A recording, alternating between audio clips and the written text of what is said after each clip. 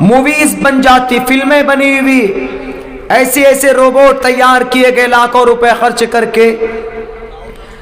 آنے والے اور کچھ سالوں میں سائنس کے ذریعے سے یہ بات پتہ لگا لی گئی ہے کہ آنے والے کچھ سالوں کے اندر جو مشینیں، جو گاڑیاں ہوں گی وہ پیٹرول سے نہیں چلیں گی، بلکہ وہ سولر سسٹم ہو جائے، بیٹریوں سے چلے گی، اور بیٹریوں کی گاڑی شروع بھی ہو چکی آپ نے دیکھا۔ تو یہ پیشین گوئی ہے سائنس کا، ویگیانک کا، ترقی کرتا جا رہا ہے تو آگے ایسا ایسا ہوگا۔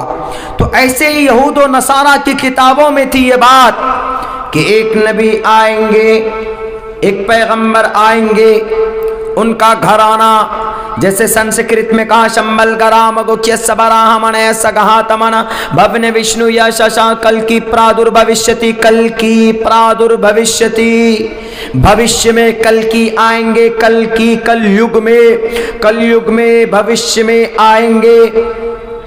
کہاں ہے یہ بات؟ یہ بات بھوشیہ پران میں ہے، اور بھوشیہ پران پرانی گرنتھ ہے، محمد الرسول اللہ کی آنے کی خبر دی گئی بھوشیہ پران کے اندر۔ اور وہ آئیں گے تو کیا کریں گے؟ وہ آئیں گے تو چلاپی بھوشیتی جنومم ونا کولم چ پشوستے شام بکشیام تامم، اونچی آواز سے لوگوں کو بلائیں گے، اونچی آواز سے چلاپی، اونچی آواز سے لوگوں کو بلائیں گے۔ پوچھو ان لوگوں کو جو آج کہتے ہیں کہ اونچی آواز میں لوگوں کو مت بلاؤ، یعنی اذان کے ذریعے ہم اذان دیتے ہیں تو کچھ لوگ بولتے ہیں کہ کیوں اذان دیتے ہو؟ لوگوں کو دقت پریشانی ہوتی، اذان سے تمہارے پیٹ میں درد ہوتا ہے۔ اذان تو پورے پانچ وقت میں میرے خیال سے اگر جوڑا جائے تو 15 منٹ کی بھی اذان کا ٹائم نہیں ہوتا ہے اگر 5 وقت کی اذان کا ٹائم جوڑا جائے، اور اس میں کتنی تھوڑی سی آواز ہوتی ہے، اللہ اکبر اللہ اکبر، اللہ بڑا ہے، اللہ کی بڑائی کا بیان کرتے مختصر سے وقت میں اذان دے دی جاتی۔ آج میں ہرن پور کے ہاتھ کانٹی میں تھا، ڈاکٹر صاحب کے یہاں وہیں قیام، پتہ ہے وہاں پر پورے دن اتنے زور سے ڈسکو ڈانس ہوا، ڈی جے چلے، ان سے کان پھٹ جاتا۔ جب اذان کی آواز میں سے تمہارے پیٹ میں درد ہوتا تو ڈسکو ڈانس کی آواز سے تمہارے ان بڑے بڑے ڈی جے لگا کر جو تم چیختے چلاتے ہو، جو میوزک چلاتے ہو، اس سے تمہارے کان کے پردے نہیں پھٹتے۔ شرم آنی چاہیے اس دیش کے ان کامنل طاقت کو کہ جو اذان کی آواز سن کر ان کے پیٹ ہو جاتے ہیں کہ ہم کو نیند نہیں آتی ہے جناب، فجر کے صبح ہو جاتی تو گدھے کے طرح سوتے کیوں؟ تو اٹھو اور لگو اللہ کی عبادت میں، ایشور کی بھکتی اور پوجا کرنے کے لیے۔ اذان کی آواز سے تکلیف ہوتی ہے، اور ڈی جے جو چلتا ہے زور سے پورے شہروں کے اندر شانتی کو بھنگ کرتے ہو تو اس پر کوئی اعتراض نہیں۔ اور تو اور جناب اس سے اور آگے بڑھ کر آپ بھی بھجن کرتے ہیں، آپ کے مندروں کے اندر بھی اگر کہیں پر بھجن کیرتن ہوتا ہے، آواز ہوتی ہے لاؤڈ اسپیکر پر، تو اس پہ بھی پابندی لگنا چاہیے۔ کون سی اذان پر تم انگلی اٹھاتے ہو؟ جس اذان کی پیشین گوئی تمہاری گرنتھ میں ہے، نہیں معلوم تو اٹھا کر دیکھو، کہا گیا اچلاپی، اونچی آواز میں بلانے والے، سرو بھکشی بھوشیتی جنومم ونا کولم چ پشوستے شام بکشیام تامم مسلنے وسنسکارا کوشیری بھوشیتی تسمان مسلمنتو ہی جاتو دھرم دوشکائتی پچاج دھرمچ بھوشیتی میا کرتا۔ بھوشیہ کے اندر اونچی آواز میں لوگوں کو بلائیں گے، چرکی رکھیں گے، چرکی، بڑے چرکی رکھتے ہندو بھائی، چرکی رکھیں، یہ چرکی کے مخالف ہوں گے، چرکی کے مخالف ہوں گے، بڑی بڑی داڑیاں رکھیں گے، چرکی کے مخالف ہوں گے، داڑیاں رکھیں گے۔ بتائیں یہ کہاں رکھی گئی یہ بات؟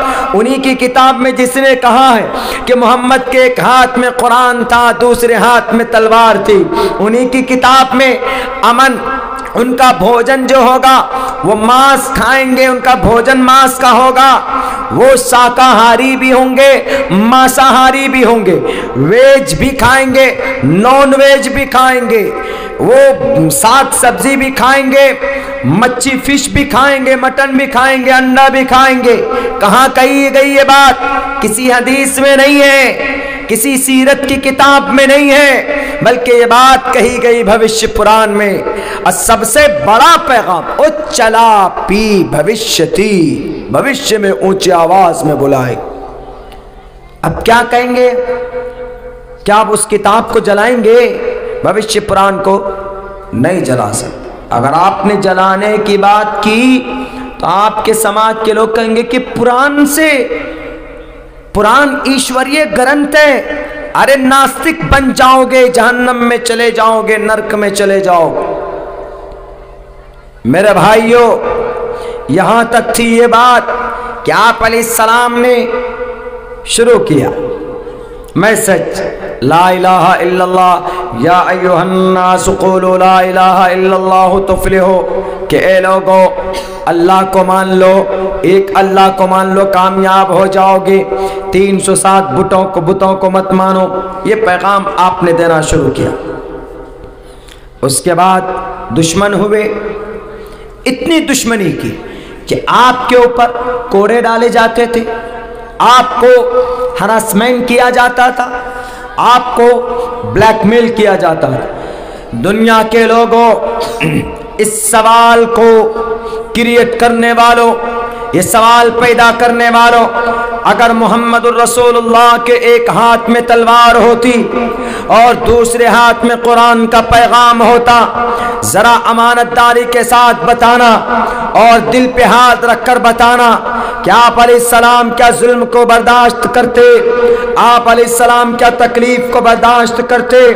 ایک موقع پر آپ علیہ السلام نماز پڑھ رہے تھے کہ سجدے کی حالت میں اس وقت کے ظالموں نے آپ کے کندھے پر اوجڑی ڈال دی تھی۔ نبی کے پاس کیا طاقت نہیں تھی، نبی کی بازوؤں میں اتنی طاقت تھی کہ اگر آپ علیہ السلام ایک تھپڑ کسی کو مار دیتے تو وہ پوری زندگی بے ہوش ہو جاتا تھا، اس کو طاقت نہیں ہوتی جاگنے کی، کھڑے ہونے کی، لیکن آپ نے ایسا نہیں کیا۔ اور کافروں نے، کفار نے، مشرکین نے آپ کے گلے کے اندر چادر ڈال کر، رسی ڈال کر آپ کو گھسیٹنے کی کوشش کی گئی، آپ نے تب بھی تلوار نہیں اٹھائی ہے۔ ظالم لوگوں، یہ سوال پیدا کرنے سے پہلے سیرت کے رسول پڑھتے اٹھا کر، محمد الرسول اللہ کی جیونی کو اٹھا کر پڑھتے۔ بلال حبشی کو ان کے جسم میں سوراخ کیا گیا تھا، پتریلی زمین پر لٹا کر اوپر سے بھاری پتھر کا چٹان رکھا جاتا تھا، آپ نے پھر بھی تلوار نہیں اٹھائی۔ بی بی سمیہ کے جسم کے 2 ٹکڑے کیے گئے تھے، آپ نے پھر بھی کسی کے اوپر تلوار نہیں اٹھائی۔ اگر آپ تلوار والے ہوتے تو آپ تلوار سے مقابلہ کرتے۔ حضرت زبیر کی آنکھیں نکالی گئی، آپ نے تلوار نہیں اٹھائی۔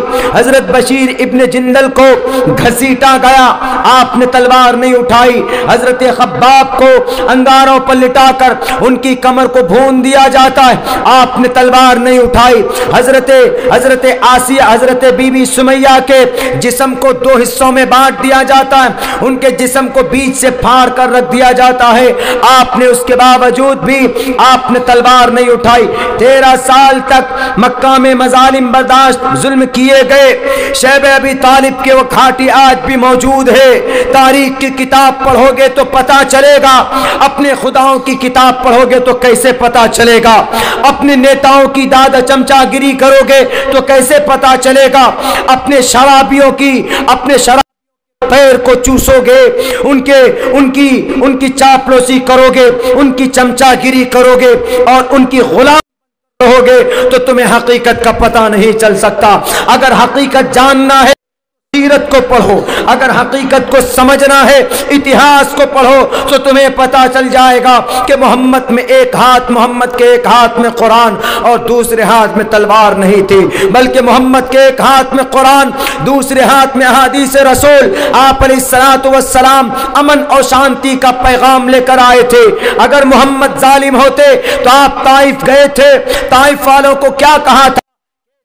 یا ایھا الناس، اے طائف کے لوگوں، قولوا لا الہ الا اللہ تفلحوا، تم اس کلمے کو پڑھ لو، تم کامیاب ہو جاؤ گے۔ میں تیرے دروازے پر آیا ہوں، میں تمہارے دروازے پر دستک دے رہا ہوں، میں تم سے کوئی سوال نہیں کرتا، تم علیہ اجرا، ان پر مجھے تم قیمت مت دینا، میں تم سے چندہ نہیں کر رہا، بلکہ تم اس کلمے کو پڑھ لو، کامیابی تمہاری قدم چومے گی۔ میں تم سے کچھ مانگنے نہیں آیا ہوں، میں تم سے کوئی سوال نہیں کرنے کے لیے آیا ہوں۔ اسلام کی افواہ، اسلام کی امن پر، اسلام کی اسلام کی تشدد کا سوال پیدا کرو۔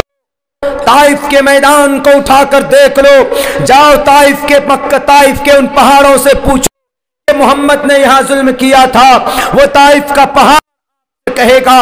وہ طائف کی میدان کو جا کر پوچھو، وہاں کی زمین سے جا کر پوچھو، محمد رسول اللہ کے خون کا نشان آج بھی وہاں پر تمہیں ملے گا۔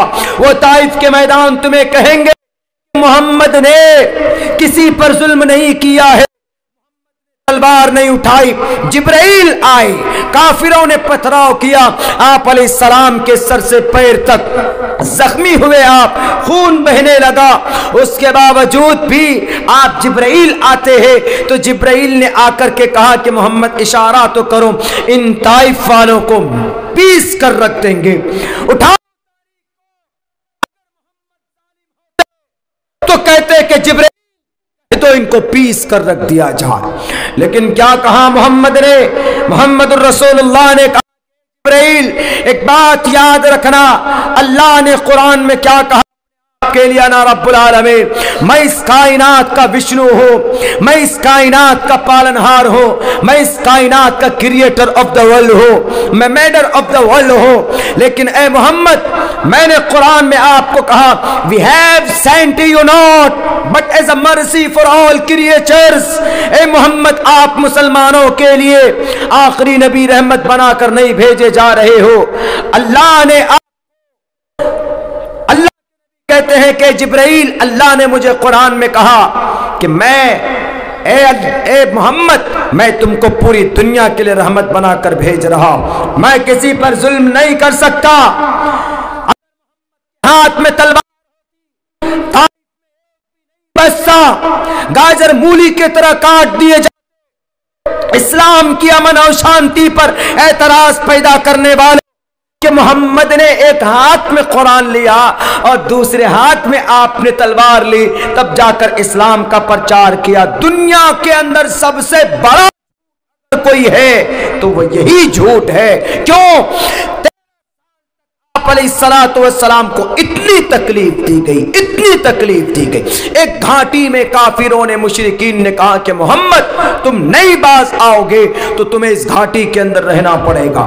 آپ اور آپ کے ساتھ آپ کے صحابہ کر دیا، کھانے پینے کے سامان ختم ہونے لگے، 1 سال کا عرصہ گزر گیا، 1 سال کے اندر نہ باہر جا رہے نہ اندر جانے دے رہے، باہر سے کچھ محاصرہ کر لیا جاتا ہے، کھانے کا جو سامان تھا ختم ہو گیا۔ آپ کے سامنے عورتیں تڑپ تڑپ کر اپنے بچوں کے بھوک کی مرنے کی وجہ سے ماں اور بہنوں نے خود سوزی یعنی سر پٹک پٹک کر مرنے پر آمادہ ہوئی کہ اے محمد اب برداشت نہیں ہوتا، کھانے کے لیے کچھ بھی نہیں تھا، درختوں کے پتے چبا اپنی زندگی گزارنے پر مجبور ہوئے۔ اگر محمد کے ہاتھ بجرنگ دل VHP اور ہندو مہاسبھا کے لوگوں اور فرانس اور افریقہ اور امریکہ والوں، جین بدھسٹ لوگوں کے تو شب ابی طالب کے اندر آپ علیہ السلام صحابہ کو تڑپتے ہوئے مرتے ہوئے نہ دیکھتے، آپ میدان سے باہر نکل کر کا مقابلہ کرتے، عتبہ شیبہ کا مقابلہ کرتے، لیکن پوری دنیا جانتی ہے کہ آپ نے اپنے صحابہ کو تڑپتے ہوئے دیکھا، صحابہ کو بلکتے ہوئے دیکھا، آپ نے اپنے پیارے صحابہ کے جسم سے خون نکلتے ہوئے دیکھا، آپ لٹتے ہوئے ٹوٹتے ہوئے قوم کے لوگوں کو دیکھا۔ اس کے بعد بھی آپ صبر کی تلقین کرتے رہے کہ صبر کرو، اللہ بہتر وقت دلائے گا۔ کہ آج پوری دنیا کے اندر اسلام اپنے اچھائی کے ذریعے سے پہچانا جاتا۔ میرے بھائیو، یہی نہیں، وہ اس وقت کی بات، آپ کے خود بھارت میں ایک بہت بڑا راجہ گزرا جس کا نام موتی سنگھ تھا، لیکن اس کا نام عبد الواسع خان پڑا۔ کیسے پڑا؟ کیا یہ موتی سنگھ اتنا بڑا ظالم بادشاہ تھا؟ موتی سنگھ اتنا بڑا ظالم بادشاہ تھا کہ اس نے یہ کہہ دیا تھا کہ ہمارے دفتر میں جتنے بھی مسلمان ہیں ان تمام مسلمانوں کو کان پکڑ کر باہر نکال دو۔ کیوں جی؟ اس لیے کہ ان مسلمانوں نے بہت ظلم کیا ہے ہم پر، ہم ہندوؤں پر، بھارت کے ہندوؤں پر بہت ظلم کیا۔ ہم نے کل ہاتھ کانٹے کے اندر اتہاس بتایا، تاریخ بتائی تھی کہ اسلام کا کوئی بھی بادشاہ جو 1191 ہجری میں باضابطہ طور پر اپنی شان کے ساتھ جو داخل ہوا، شہاب الدین غوری جو پرتھوی راج چوہان کو شکست دیا تھا، تب سے لے کر 1857 تک بہادر شاہ ظفر تک جتنے بھی مسلم بادشاہ آئے کسی نے بھی اسلام کا پرچار نہیں کیا۔ صرف ایک بادشاہ محمد تغلق نے اسلام کا پرچار کیا، وہ بھی کیسے؟ اپنے علماء کو آگے کیا، اپنے علماء کو۔ محمد تغلق چاہتا تو خود سے کہتا، ہندوؤں سے کہتا، کرسچن جین سے کہتا کہ اے لوگوں تم کلمہ پڑھو بھارت میں، نہیں تو تمہارا سر اڑا دیں گے، لیکن نہیں، کیا کہا کہ علماء کو آگے کرو۔ علماء کو آگے کر کے علماء کرام گاؤں دیہات میں جاتے تھے، شہر کے دوسرے حصوں میں جا کر لوگوں کو سمجھاتے تھے کہ اے لوگوں اللہ ایک ہے، ایک اللہ کو مانو، پیار سے۔ جس کو سمجھ میں آ جاتا تھا اسلام کو قبول کرتے، جس کو نہیں سمجھ میں آتا تھا وہ اپنی اس پر کوئی زور زبردستی نہیں۔ صرف ایک بادشاہ 1191 ہجری سے لے کر 1857 تک 750-800 سال کے زمانے میں جتنے بھی مسلم امپیرر آئے، بلبن آئے، لودھی آئے، خلجی آئے اور غوری آئے اور بابر آئے، یا مغل سلطنت، بابر سب سے پہلا جو بنیاد مغل سلطنت کی ڈالی وہ بابر بادشاہ تھا، جس کے اوپر الزام ہے کہ بابری مسجد جو بنایا مندر توڑ کر، وہ آئے، وہاں سے مغل کا زمانہ شروع ہوا۔ 350 سال تک مغل بادشاہوں نے حکومت کی اس دیش میں۔ تو بابر مغل بادشاہ نے بھی اسلام کا پرچار نہیں کیا، یہ تاریخ ہے سب سے بڑی۔ ان لوگوں کو اسلام سے کوئی لینا دینا نہیں کہ اسلام کا پرچار کرنا ہے، نہیں، ہاں اپنی گدی سے پیار تھا ان راجاؤں مہاراجاؤں۔ تو ایسے ہی ایک بادشاہ گزرا آپ کے دیش میں جن کا نام موتی سنگھ تھا۔ جو لوگ بولتے ہیں نا کہ اسلام کے پرچار کے لیے محمد رسول اللہ صلی اللہ علیہ وسلم نے ایک ہاتھ میں قرآن لیا اور ایک ہاتھ میں تلوار لی اور نکل گئے میدان میں، جو قرآن کو پڑھتا قبول کرتا اس کو چھوڑ دیتے، جو نہیں پڑھتا اس کو قتل کر دیتے، بہت بڑی جھوٹی اور مکاری والی بات۔ تو یہ موتی سنگھ نے آرڈر دے دیا، کیا کہا؟ اس کا زمانہ کب ہے بہت پرانا نہیں، میں اس لیے اتہاس بتا رہا ہوں، تاریخ بتا رہا ہوں تاکہ آپ کو پتا چلے کہ اسلام کیسے پھیلا۔ تو موتی سنگھ کا زمانہ 1880 یعنی انگریز کے زمانے میں کسی علاقے کا ایک راجا بنا ہوا تھا، انگریز کی طرفداری کرتا تھا۔ تو موتی سنگھ نے یہ آرڈر دیا، موتی سنگھ نے کہا کہ یہاں پر میرے دفتر میں کوئی بھی مسلمان نظر نہیں آنا چاہیے، میرے آفس کے اندر کوئی بھی مسلمان اگر جاب میں ہے، نوکری میں ہے تو اس کو کان پکڑ کر باہر نکال دو، یہ موتی سنگھ کا کہنا تھا۔ اور موتی سنگھ نے ایک اور فرمان جاری کیا، موتی سنگھ نے کہا کہ میں 12 بجے سے پہلے کسی بھی مسلمان کی شکل نہیں دیکھنا چاہتا، مسلمان کی شکل 12 بجے سے پہلے اگر کوئی مسلمان ان کے نظروں کے سامنے آ جاتے تو ان کی پٹائی کرواتا۔ یہ نفرت تھی موتی سنگھ کے اندر، لیکن اللہ نے ایسا کیا کہ کچھ دنوں کے بعد وہ مسلمان بن گئے، عبدالواسع خان نام پڑا ان کا۔ ان کو مسلمان بننے کی وجہ سے تکلیفیں بھی برداشت کرنی پڑی، اپنی گدی کو بھی چھوڑنا پڑا کچھ دنوں کے لیے، لیکن وہ مسلمان بنا۔ कैसे बना? तलवार से डराया उसको। तलवार से कौन डराता? उस वक्त तो अंग्रेज था। 1880 में किसकी हुकूमत थी? 1757 से लेकर 1857 से लेकर 1947 तक कंप्लीटली अंग्रेज काबिज थे। 1757 से ही शुरू हो गया था, तो 1880 में बाज़ाब्ता ब्रिटिश गवर्नमेंट थे यहाँ पर भारत के अंदर। उस वक्त तो कोई मुसलमान बादशाह था ही नहीं, हुकूमत जिसके हाथ में हो कि जिसने मजबूर किया हो मोती सिंह को। तो मेरे भाइयों, पता है उसने क्या ऐलान करवाया कि कोई भी मुसलमान मुझे अपने ऑफिस में नजर नहीं आना चाहिए और कोई भी मुसलमान 12 बजे से पहले मुझे दिखना नहीं चाहिए। मैं राजा महाराजा हूं, अगर किसी मुसलमान को मुझसे कोई ज़रूरत है तो वह वक्ती तौर पर आए, 12 बजे के बाद आए, हमारे दफ्तर के अंदर अपना काम करा के जा सकता। यानी मुसलमानों के सख्त खिलाफ मोती सिंह।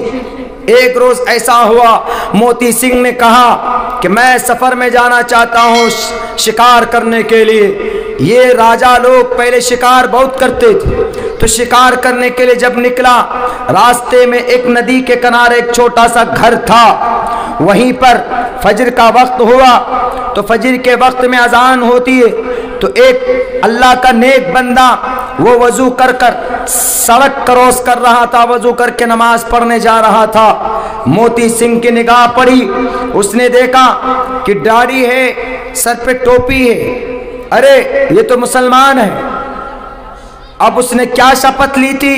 उसने शपथ ये ली थी कि मैं कभी भी 12 बजे से पहले मेरे नजरों के सामने कोई मुसलमान नहीं आना चाहिए। लेकिन वह फजर में ही उनको दिख गया। हिंदू अकीदे के मुताबिक अपशकुन होता है। हिंदू अकीदे के मुताबिक वो लोग कोई चीज़ अनहोनी सुबह सवेरे नहीं करना चाहते। यानी अगर दुकान भी खोलते हैं पूजा पाठ करने के बाद, अगर कोई उधार वाला कस्टमर आ गया उसके सामने में, तो वो कहेगा कि बोहनी हमको नहीं करना, नहीं हुआ है बोहनी, उधार नहीं दूंगा, जाओ भागो यहाँ से। बोहनी शुरुआत, ये कॉन्सेप्ट उनका होता। मुसलमानों में भी हमारा होता है, बहुत सारी इस तरह के अकीदे रखते हैं कि नहीं अभी बिस्मिल्लाह नहीं हुआ है, हम तुमको उधार नहीं देंगे। ऐसा अकीदा बिल्कुल नहीं होना चाहिए। तो वो देखकर तिल मिला गया, कह रहे मेरे सामने 12 बजे से पहले ये मुसलमान कैसे आ गया? पता है उस जालिम बादशाह ने क्या कहा? इसकी पिटाई करो, इसको इतना मारो, इतना मारो, इतना मारो कि बेहोश हो जाए। उसको मारा गया, उसको परेशान किया गया। उसकी बूढ़ी माँ थी घर में, उस माँ ने आकर के कहा कि मेरे बेटे को मत मारो, मैं हाथ जोड़कर माफी मांगती हूँ। अगर ये मर गया, अगर इनका इंतकाल हो गया तो हमारे घर पे कोई नहीं है जो हमें पाल सके, यही एक मेरा लड़का है जो हमारी सबकी परवरिश करता है। बादशाह साहब, राजा जी, जिल्ले इलाही साहब माफ कर दीजिए, लेकिन उस जालिम बादशाह ने एक भी न सुनी, इतना मारा उसको बेहोश कर दिया। उसकी बीवी ने आकर हाथ जोड़े, तब भी उसने उसके ऊपर रहम नहीं किया। उनके बच्चों ने आकर पैर पकड़े, तब भी उस जालिम बादशाह ने उनके ऊपर रहम नहीं किया। किसी भी मुसलमान एम्पायर की इतिहास बता दो कि किसी भी इंसान को किसी भी इस देश के अंदर, किसी भी मुल्क के अंदर, दुनिया के किसी भी मुल्क में सिर्फ इस वजह से मारा हो कि ये क्रिश्चियन है इसको मारो, ये जैन है इसको मारो, ये हिंदू है ये इसको मारो, ये आरएसएस का आदमी है इसको मारो, ये हिंदू महासभा का आदमी है इसको मारो। आज तक कोई माए काला ऐसी तारीख नहीं बता सकता, लेकिन भारत में इस तरह का नंगा नाच होता है। मुसलमान होने की वजह से उनको मारा, लिंचिंग किया जाता। में पिछले साल मारा गया मोहम्मद जुनैद को, 18 घंटे तक उसकी पिटाई की गई। वो बच्चा मर गया, सिर्फ इसलिए मारा उसको कि उसका नाम मोहम्मद जुनैद था। मोहम्मद नाम होने की वजह से, जुनैद नाम होने की वजह से, कासिम नाम होने की वजह से, बहरे कैफ शॉर्टकट मुसलमान होने की वजह से मार दिया जाता है। बताओ ईरान वालों, बताओ फ्रांस वालों, बताओ अमेरिका वालों, बताओ इंडोनेशिया वालों, बताओ ऑस्ट्रेलिया और श्रीलंका वालों, क्या कहीं पर कोई भी मुस्लिम دھرم کے نام پر کسی کو مارا ہو کہ نہیں یہ ہندو ہے تو اس کو مارو، تو موتی سنگھ نے یہ ظلم کیوں کیا اس آدمی کے ساتھ؟ پوچھو سنگھ سے۔ اسلام اعتراض کرنے سے پہلے موتی سنگھ سے پوچھو کہ اس بیچارے ٹوپی اور داڑھی والے کا کیا جرم تھا، اس کی کیا تھی کہ اس کو اتنا درد ساتھ مارا گیا کہ وہ اپنا علاقہ چھوڑنے پر مجبور ہوا؟ کیا وہ راجہ صرف ہندوؤں کا تھا؟ کیا وہ راجہ صرف آدی واسی کا تھا؟ کیا صرف ہندو مہاسبھا کا تھا؟ کیا صرف کرسچن جین کا تھا؟ بلکہ اس کے ایریا سرکل کے اندر جتنے بھی لوگ تھے کا وہ راجہ تھا۔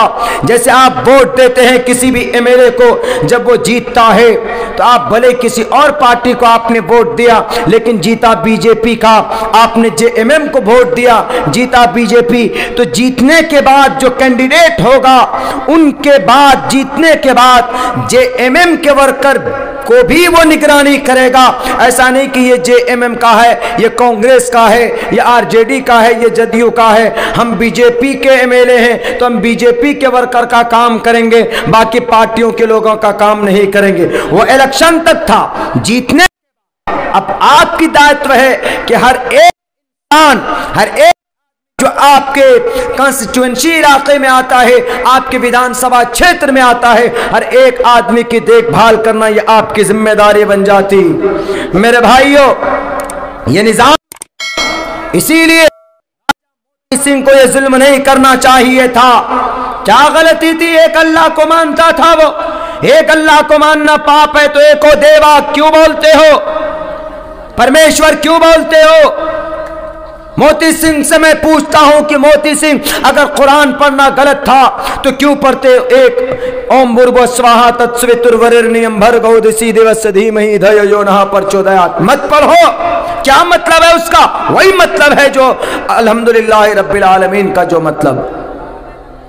اس کے بعد اتنا مارا اس بیچارے کو، اتنا مارا بے ہوش کر دیا۔ کچھ دنوں کے بعد وہ بیچارہ وہاں سے اپنا بوریا بستر باندھا چلا گیا۔ اس کے بعد پھر یہ ہوا، اس کے پیٹ میں درد شروع ہو گئے۔ کس کے؟ موتی سنگھ۔ اندر ایبڈومین سسٹم اس کا کام کرنا بند کر دیا، پورا اندر کا سسٹم جو ہوتا ہے کڈنی، گردہ، کلیجہ وغیرہ وغیرہ،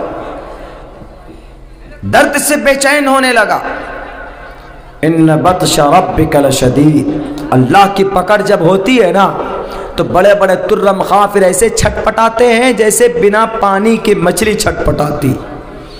تو اب اس نے سارے حکیموں کو بلا لیا اور کہا کہ بلاؤ سب کو، سارے حکما کو، جتنے بھی بڑے بڑے حکیم بلائے گئے۔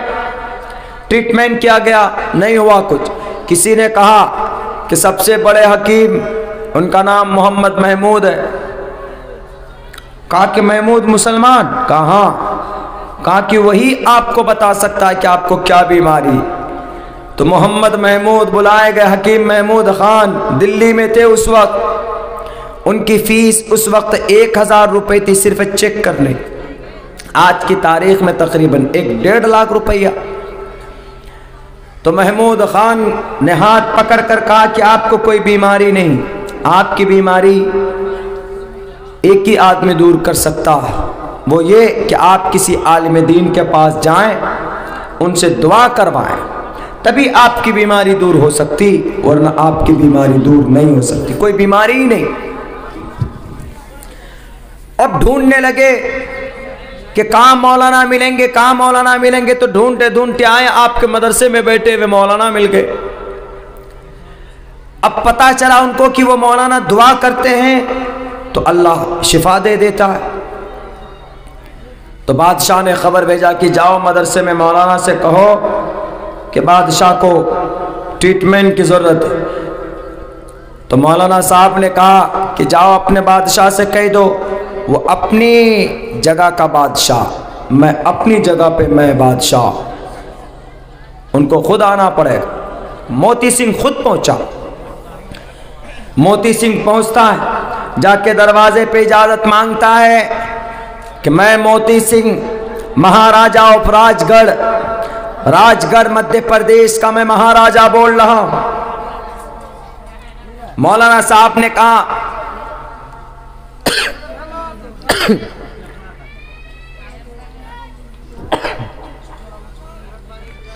مولانا صاحب نے کہا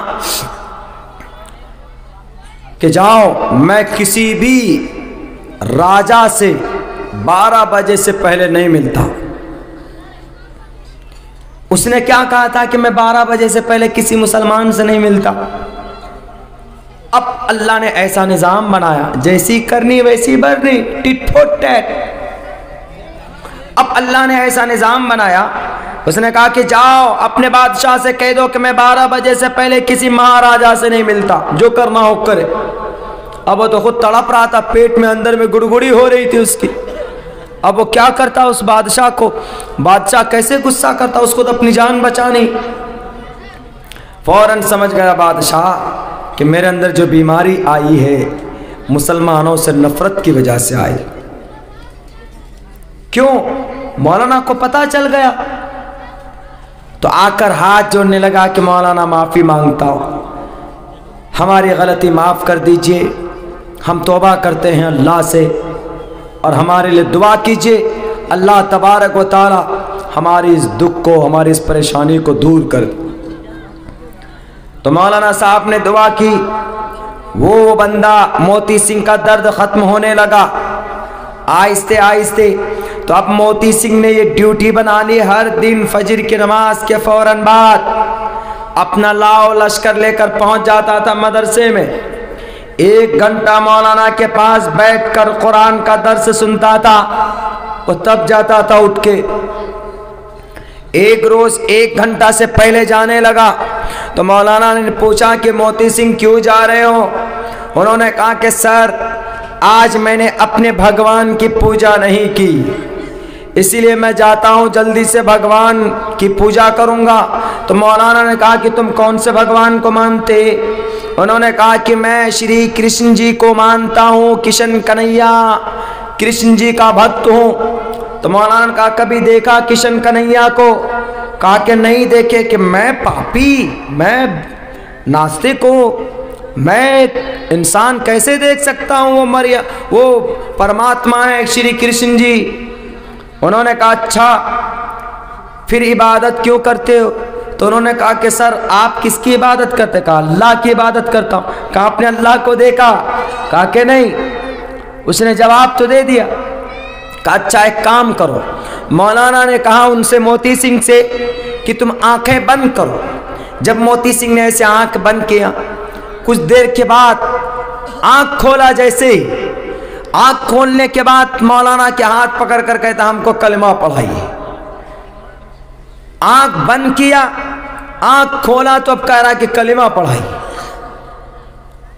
اب بھائی وہ موتی سنگھ کو کس نے مجبور کیا کلمہ پڑھنے پر؟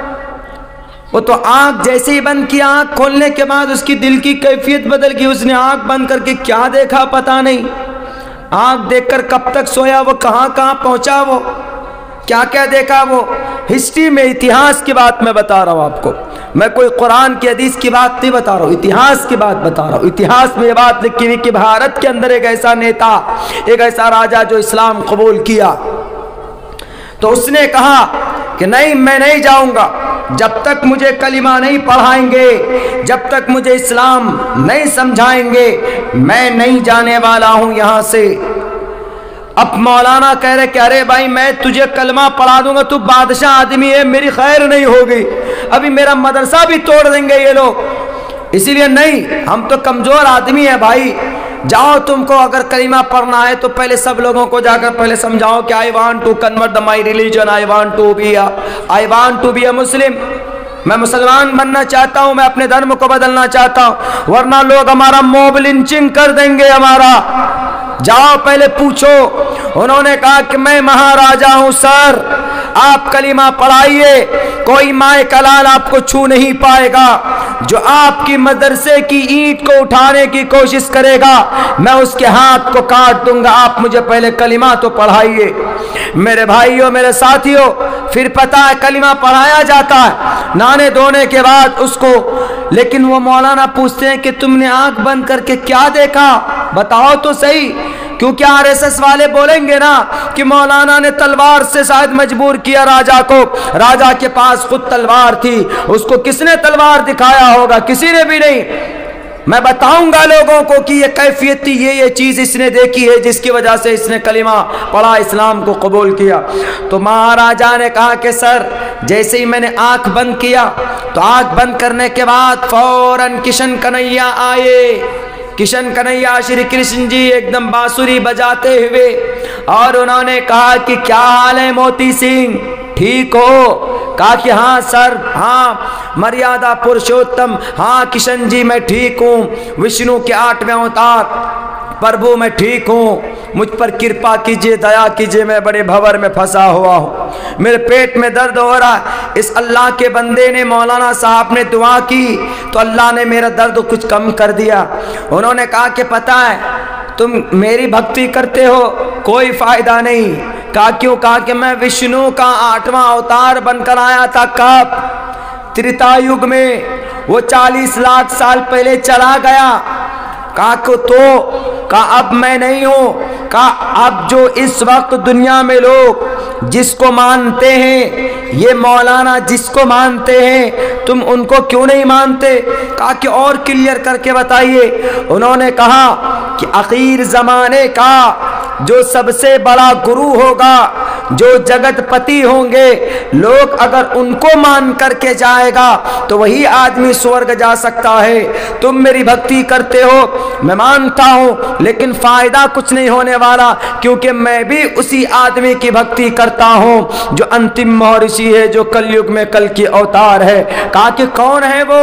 کہا کہ وہ انتم مہرشی وہ مسلمانوں کے آخری نبی محمد الرسول اللہ ہے، جن کی شریعت کو، لائی ہوئی شریعت کو اور جن کے سسٹم کے مطابق اگر زندگی گزار کر کے جاؤ گے تو تم یہاں پر بھی کامیاب ہوگے اور مرنے کے بعد بھی تمہیں جنت ملے گی۔ ہمیں نہیں، ہم بھی انہی کو مانتے ہیں۔ اسی لیے تلسی داس نے کہا تھا، یہاں نہ پکش باتیں کچھ لاکھوں، وید پران سنت مت بھاکو، تبلک جو سندرم چاہے کوئی، بنا محمد پار نہ کوئی، محمد کے بغیر کوئی پار نہیں ہوگا۔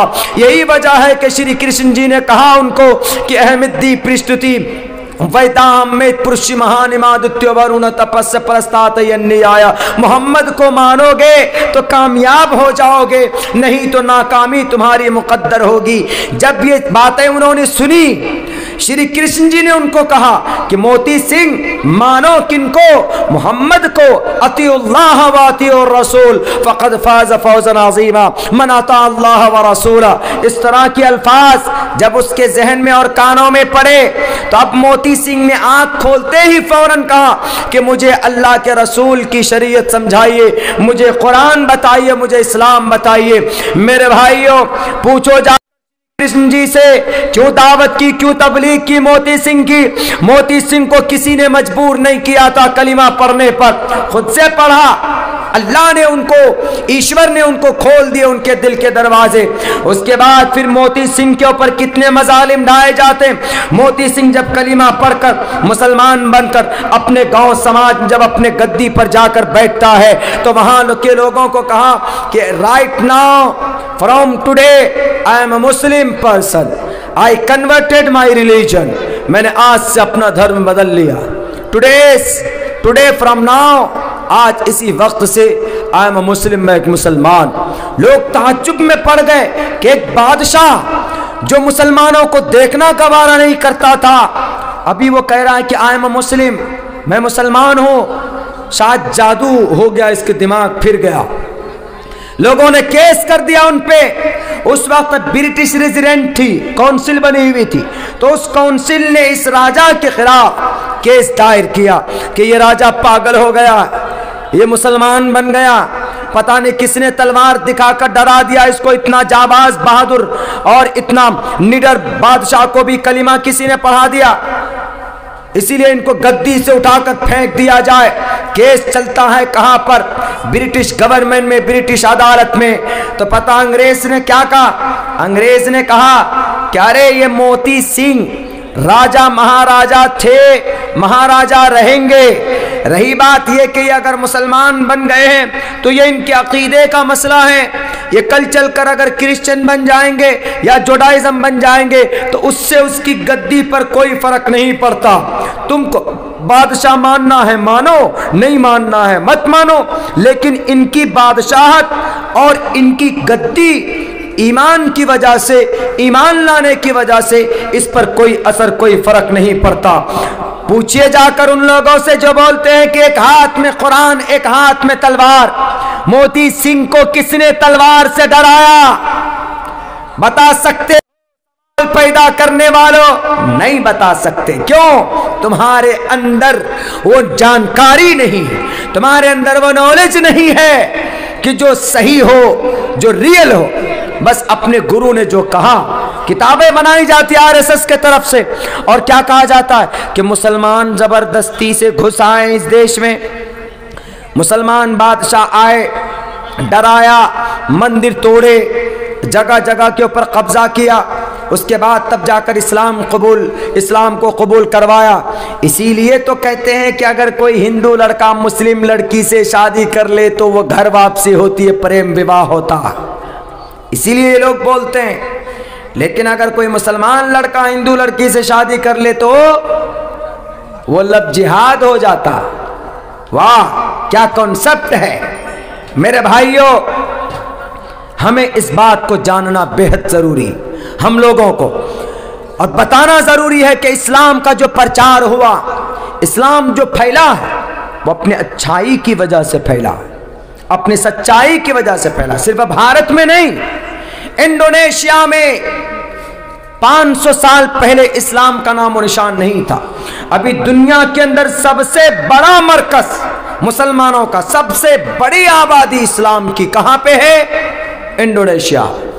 اور انڈونیشیا میں کس نے، کوئی بادشاہ آیا مسلم؟ نہیں، بلکہ انڈونیشیا کے اندر غیر اسلامی نظریات کے لوگ تھے، لیکن جیسے ہی مسلمان آئے، ایمانداری دیکھی کہ مسلمان نماز پڑھتے ہیں، مسلمان جھوٹ نہیں بولتے ہیں، مسلمان چغل خوری نہیں کرتے ہیں، مسلمان بے ایمانی نہیں کرتے ہیں، مسلمان شراب نہیں پیتے ہیں، مسلمان تجارت کرتے ہیں تو امانت داری کرتے ہیں، مسلمان اپنے نبی کو رول ماڈل مانتے ہیں، مسلمان قرآن کے فیصلے کے مطابق زندگی گزارتے ہیں۔ جب یہ سب چیزیں انڈونیشیا کے لوگوں نے دیکھی تو میرے بھائیوں، انڈونیشیا کے لوگوں نے صاف صاف لفظوں میں اپنے وہاں کے لوگوں نے اس دھرم کو قبول کرنا شروع کر دیا۔ کس کو؟ اسلام کو۔ اور آج پوری دنیا میں سب سے بڑی آبادی اسلام کی کہاں پر ہے؟ انڈونیشیا کے اندر۔ بتاؤ کہ انڈونیشیا میں ایک قطرہ خون کسی نے بہایا؟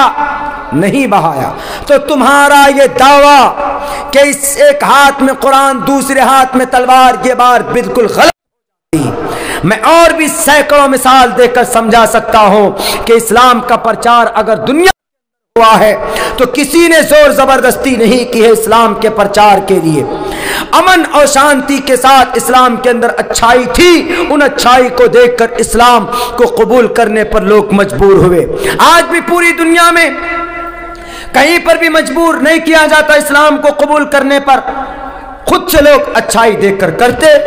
بڑے بڑے منسٹر کی بیٹیوں نے زمین پر اسلام کو قبول کیا، کرسچنوں نے کیا ہے قبول۔ جب اللہ کے نبی 6 ہجری کے اندر صحابہ کرام چلے گئے تھے، کہاں پر ہجرت کر کے گئے تھے؟ مکہ کے مظالم، ان ظالموں کے ظلم سے تنگ آ کر کہاں گئے تھے؟ ملک حبشہ۔ وہاں پہنچے تو وہاں پر ادھر سے کفار اور قریش کے لوگ بھی چلے گئے کہ ملک حبشہ، یہ جو لوگ آئے ہیں بیان آپ کے پاس ہیں، یہ جعفر طیار ہیں، دیکھیے یہ مکہ کے غلام ہیں، وہاں سے بھاگ کر کے آئے ہیں، یہ ہمارے حوالے کر دیجئے۔ تب جا کر جعفر طیار نے کہا، حبشہ کے بادشاہ کے سامنے کھڑے ہو کر کہا کہ ہم بھاگ کر نہیں آئے ہیں، ہم تو اعلیٰ حسب و نسب والے ہیں، ہم تو خود لیکن ہم نے اپنے دھرم کو بدلا ہے۔ تو اس بادشاہ نے کیا کہا کہ ذرا بتاؤ تو صحیح، جب تک یہ کفار اور قریش کے لوگ جا کر ان کے بادشاہ کے جتنے بھی ورکر تھے سب کو رشوت دے کر خرید لیا، اور اس کو کہا کہ تم لوگ حمایت کرنا بادشاہ کے سامنے کہ یہ لوگ بھگوڑے ہیں، بھاگ کر کے آئے۔ بادشاہ کے درباریوں کو۔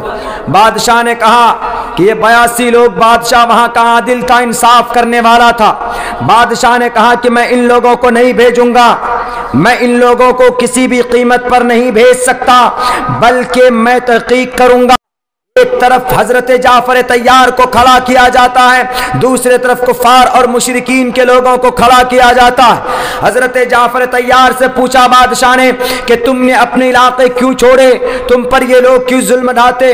انہوں نے کہا کہ اے بادشاہ سلامت، ہم لوگ شرک کرتے تھے، ہم لوگ غیر اللہ کے سامنے اپنے سر کو جھکاتے تھے، ہم لوگ اپنی بیٹیوں کو زندہ دفن کر دیتے تھے، ہمارے گھر میں بیٹی پیدا ہوتی تھی تو ہم ان کو لے جا کر زندہ دفن کرتے تھے، گاڑ دیتے تھے، ہم لوگ شراب پیتے تھے، ہم لوگ یتیموں کے مال لوٹ لیتے تھے، ہم لوگ غریبوں کے اوپر ظلم زیادتی کرتے تھے، لیکن ہمیں میں سے ایک اعلیٰ نسب والا، ایک اعلیٰ حسب و نسب کا مالک، ہم میں سے محمد ابن عبداللہ کو اللہ نے نبی اور رسول بنا کر مبعوث کیا، بھیجا۔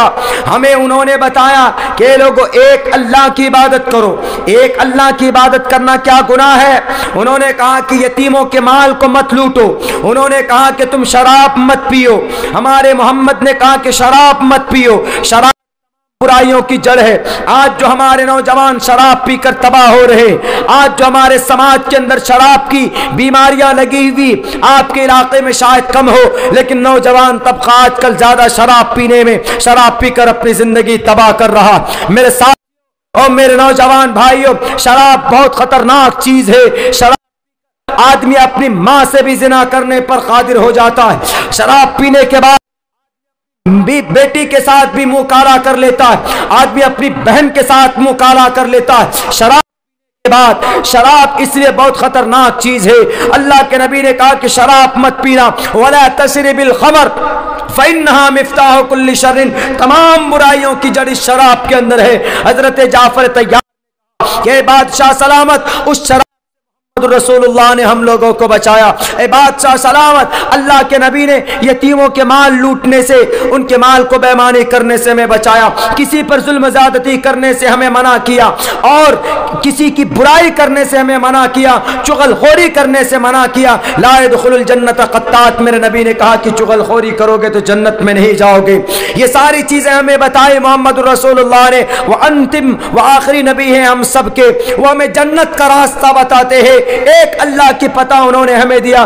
بادشاہ نے جیسے ہی سنا، انہوں نے کہا کہ جو تمہارے پاس قرآن ہے ذرا وہ پڑھ کر کے سناؤ۔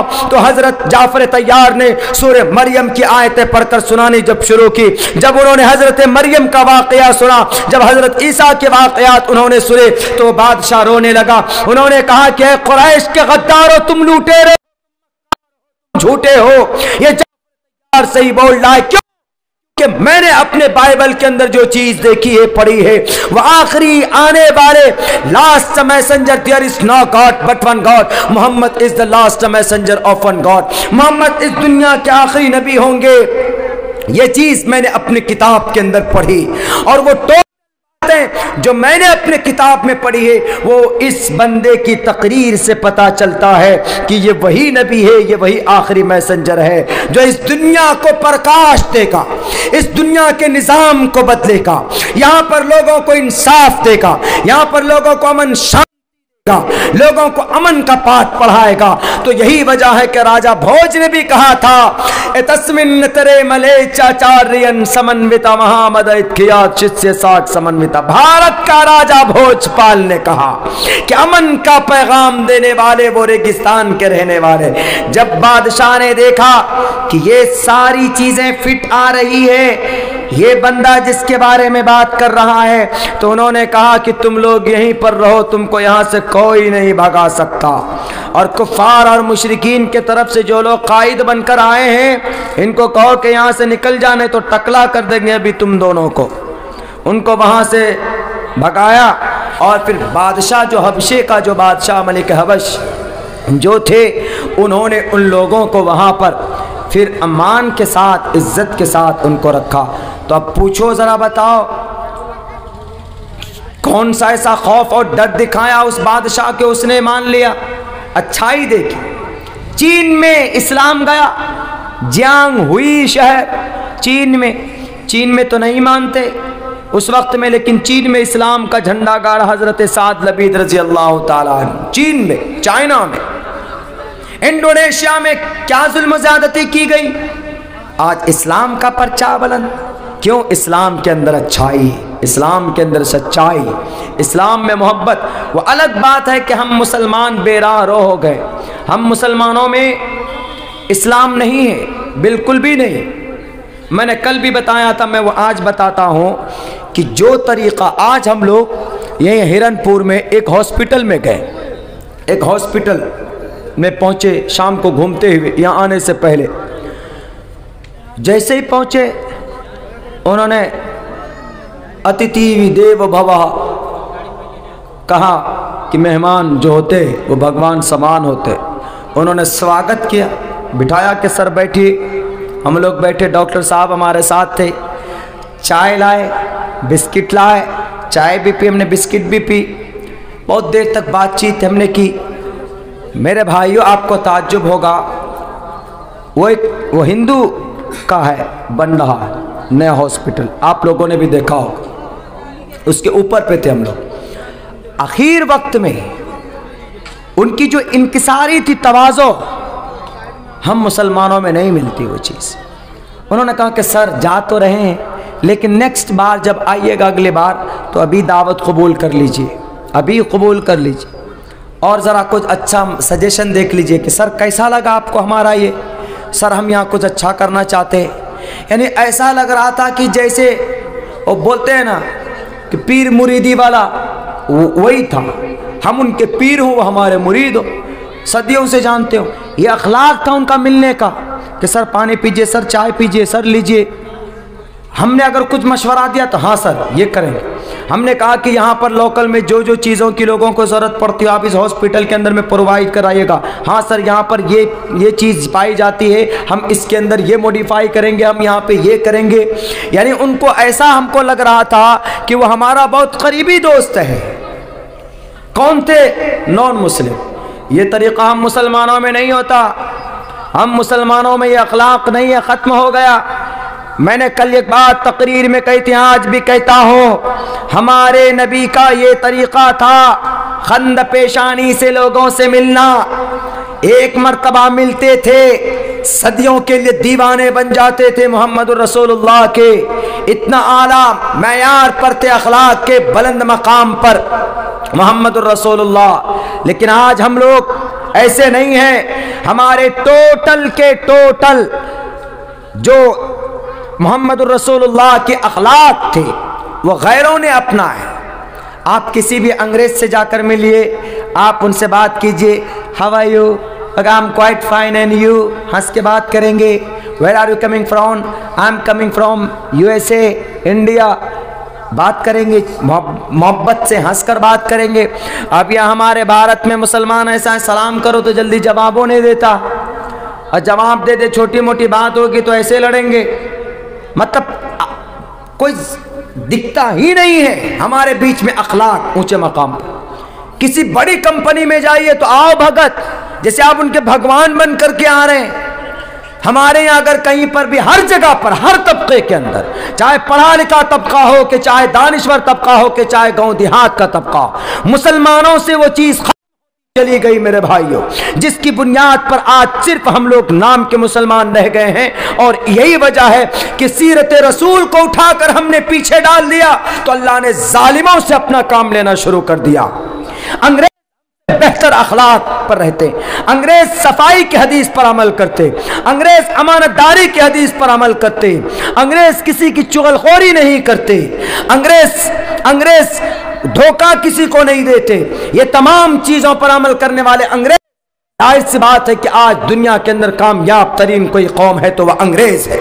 یہود و نصارہ غیر کامیاب ہے کہ ہم لوگ کامیاب نہیں، کہیں پر بھی کسی بھی میدان کے اندر ہم لوگ ذلیل اور رسوا ہو رہے ہیں۔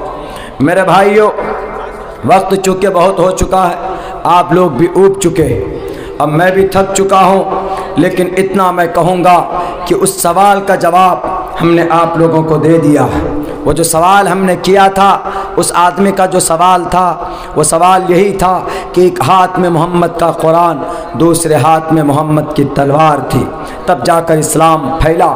ہم نے ایسی سینکڑوں مثالیں آپ کے سامنے رکھی جا سکتی ہے، ہم نے 2-3 مثالیں آپ کے سامنے رکھی جس کی وجہ سے آپ یہ اندازہ لگا سکتے ہیں کہ محمد رسول اللہ نے کسی کے اوپر کوئی ظلم زیادتی نہیں کی تھی اسلام کے پرچار کے لیے۔ اور بھی بہت سارے ایسے واقعات ہیں جن سے ہم پڑھ کر یہ ثابت کر سکتے ہیں کہ محمد رسول اللہ نے کسی کو اسلام کا پیغام قبول کرنے کے لیے کسی کو آپ علیہ السلام نے مجبور نہیں کیا تھا۔